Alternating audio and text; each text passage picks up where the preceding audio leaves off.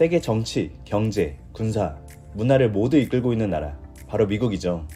지금의 초강대국 미국을 있게 만든 1등 공신이 있다면 누구일까요? 바로 뉴욕입니다.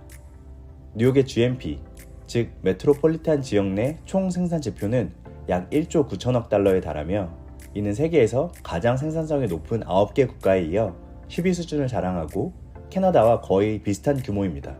다른 서구 열강에 비해 역사도 짧았던 뉴욕이 어떻게 자칭 세계의 수도라고도 부를 정도로 급격한 성장을 할 수 있었을까요? 그리고 세계 역사상 가장 부유하고 강력한 지배력을 가진 미국이라는 나라를 만드는데 혁혁한 기여를 할 수 있었을까요? 뉴욕은 과거 1609년 영국인이었던 헨리 허드슨이 네덜란드의 동인도 회사에 고용되어 중국으로 가는 항로를 개척하라는 미션을 받고 탐험하던 중 길을 잘못 들어서 중국이 아닌 곳에 도착하게 되었는데요. 그곳이 바로 지금의 맨하튼이고 그 여정의 마지막 길이 바로 지금의 허드슨 강이었습니다. 이후 1621년 네덜란드는 서인도 회사를 설립하여 이 지역에 다시 돌아오고 허드슨 강 입구 지역에 새로운 정착촌을 설립하게 되는데 이 허드슨 강의 입구가 바로 현재의 뉴욕이 위치한 지역이었습니다.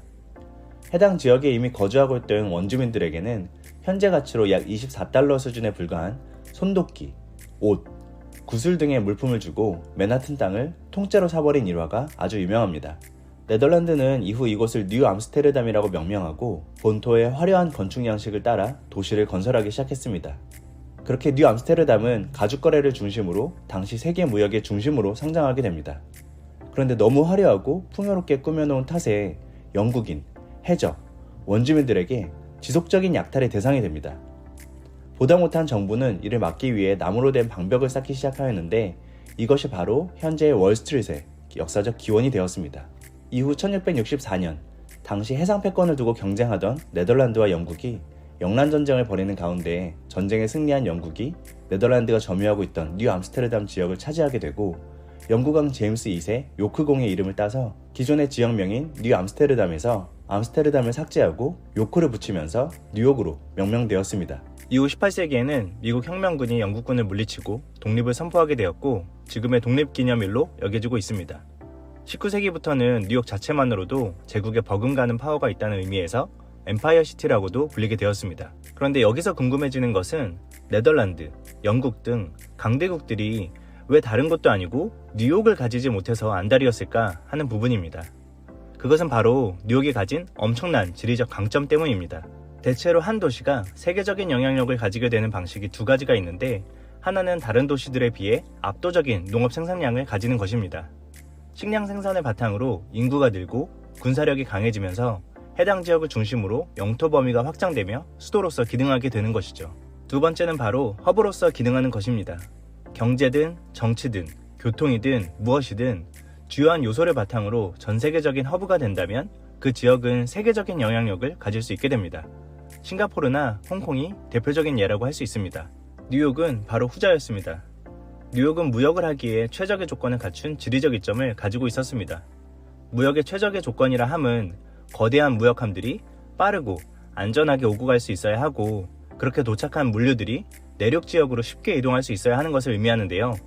뉴욕 항구는 대서양을 건너는 대형 선박을 자유롭게 수영할 수 있을 만큼 항구의 수심이 상당히 깊었고 바다에 직접 노출되기보다는 한번 꺾은 반쯤 내륙 항구로서의 여건을 갖추고 있어서 이따금씩의 강력한 파도 등의 위험으로부터 안전하다는 장점이 있었습니다. 더 나아가 허드슨 강을 중심으로 내륙으로 길게 이어지는 물류 이동 경로를 가지고 있었습니다. 바다를 건너 입항한 선박의 물류가 강을 통해 이동할 때에는 배의 조건이 확연히 달라집니다. 대서양을 건너는 배는 크기도 크고 강한 동력이 필요하고 따라서 조선이 어렵고 가격도 비쌉니다. 그러나 강을 이동하는 물류함의 경우는 배 자체의 구조도 상대적으로 훨씬 단순하고 해상 위험도 거의 없습니다. 대안이라고 부를 수 있는 육로를 통해 이동하는 화물차, 기차의 경우 그를 위한 도로, 철로 등 기반 인프라가 필요하고 이 비용은 천문학적인 비용을 필요로 하는데 강의 이동은 인프라 비용이 거의 제로에 가깝다는 장점도 있습니다. 그런 연유로 세계 문명의 번영은 항상 강을 중심으로 이루어지게 된 것이죠. 중국 경제의 40%가 양쯔강을 따라 형성되었던 것이 대표적인 예라고 볼 수 있습니다. 뉴욕 항구의 경우 여기에서 더 나아가 허드슨 강을 통해 이동한 물류가 에릭 커넬이라고 하는 물길을 통해서 엄청난 규모를 자랑하는 5대5로까지 연결되기 때문에 뉴욕 항구와 매우 가깝고 유사한 지역에 있는 보스턴 항구에 비해서 뉴욕 항구는 압도적인 지리적 강점과 강력한 입지적 파워를 가지게 되면서 세계 최고의 항구로 자리 잡을 수 있었습니다. 위치가 아무리 좋다고 하더라도 다른 항구들처럼 0에서부터 새롭게 항구를 지어야 했던 지역들과 달리 뉴욕은 이런 천혜의 지리적 이점을 바탕으로 매우 적은 자본으로 매우 가성비 좋게 항구 구축이 가능했고, 오늘날에는 무역 외에 다른 산업들이 훨씬 더 지배적으로 성장했음에도 불구하고 뉴욕 항구는 여전히 서부에 있는 항구들에 비교하면 거의 2배가 넘는 크기와 물동량을 자랑하고 있습니다. 그 결과 다른 나라들에 비해 역사도 짧고 선진화도 늦은 미국이 무역을 중심으로 세계 허브 도시로서 급격한 성장을 이룰 수 있게 되었던 것입니다. 지리적 이점으로 인한 무역 산업의 발달이 1차적인 미국의 성장을 마련했다면 현대사회의 미국에 이르게 한 2차 성장은 바로 금융산업에 기인합니다. 고도로 기술이 발달한 현재에도 이따금씩 배가 난파되는 경우들이 있는데 과거에는 어땠을까요? 훨씬 심했겠죠. 그래서 무역산업은 당시 항해 중 난파되거나 거래 불안정성과 같은 리스크가 필연적으로 존재하는 산업이었고, 보험이라거나 보증이라거나 신용 등의 금융산업이 안정적으로 뒷받침해주지 못할 경우 해당 지역의 무역은 입지만으로는 발전하기가 매우 어려웠습니다. 그런 서포트 기능을 수행하기 위한 멀천트 길드, 멀천트 뱅크와 같은 금융산업의 대표적인 인물이 바로 메디치 가문이었습니다. 그런데 해당 금융산업의 보증을 받는 데에는 위험만큼이나 매우 보수적인 기준이 적용될 수밖에 없었고, 주로 백인 개신교도 위주만 그 혜택을 볼 수 있었습니다. 이에 차별받던 유대인 출신들이 뉴욕으로 많이 이주하면서 뉴욕 역시 금융산업의 발판을 마련하고 지금의 골드만삭스, JP모건과 같은 기업들로 이어지게 되었습니다. 그 이름도 유명한 뉴욕 증권거래소는 항구로부터 걸어서 5분 정도밖에 안 되는 거리에 위치하고 있다는 사실은 무역과 금융이 얼마나 견고하게 서로를 의지하며 시너지를 내는 산업이었는지를 말해준다고 할 수 있습니다. 하지만 사실 뉴욕 증권거래소와 나스닥과 같은 뉴욕을 중심으로 하는 금융기관의 존재를 미국 성장의 이유로 꼽고자 한다면 그보다 훨씬 더 먼저 설립된 증권거래소들이 있다는 사실이 조금 이상하게 여겨질 수 있는데요. 투자자들이 기업의 주식을 구매할 수 있게 하는 거래소는 네덜란드에서 동인도 회사가 전세계 식민지 개척 자금을 마련하기 위해 설립한 암스테르담 증권거래소가 최초입니다. 이는 뉴욕 증권거래소보다 무려 170년이나 더 빨랐습니다.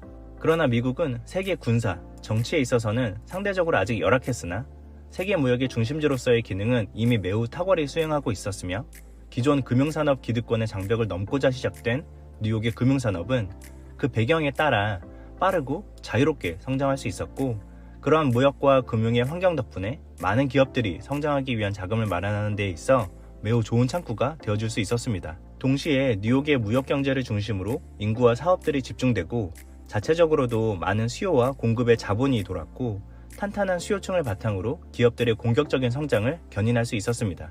자유를 국가적 지향 가치로 삼는 미국의 자본주의의 기치는 결국 뉴욕 증권거래소와 나스닥이 여타 증권소에 비해 상대적으로 최고의 기업이 되기 위한 풍요로운 자금원을 더 잘 제공하며, 기업들은 제공받은 자금을 바탕으로 세계 최고의 퍼포먼스를 내는 기업으로 성장하는 선순환을 그리면서 뉴욕의 경제적 파워를 세계 1류 수준으로 이끌었고, 덩달아 미국 국가의 세계 경제 지배력을 한 차원 더 끌어올릴 수 있었습니다. 도시가 허브로서 성장을 함에 따라 무역을 통해 물자를 필요로 하는 인구가 몰리고, 해당 인구들은 그대로 잠재적 수요층이 되어서 비즈니스의 아이디어를 자극하고, 금융을 통해 다양한 비즈니스가 실제로 현실화되는 무한의 선순환 흐름을 타면서 뉴욕의 산업은 무역과 금융을 넘어 경제 전반으로 존재감을 드러내기 시작합니다. 미디어 산업이 대표적입니다.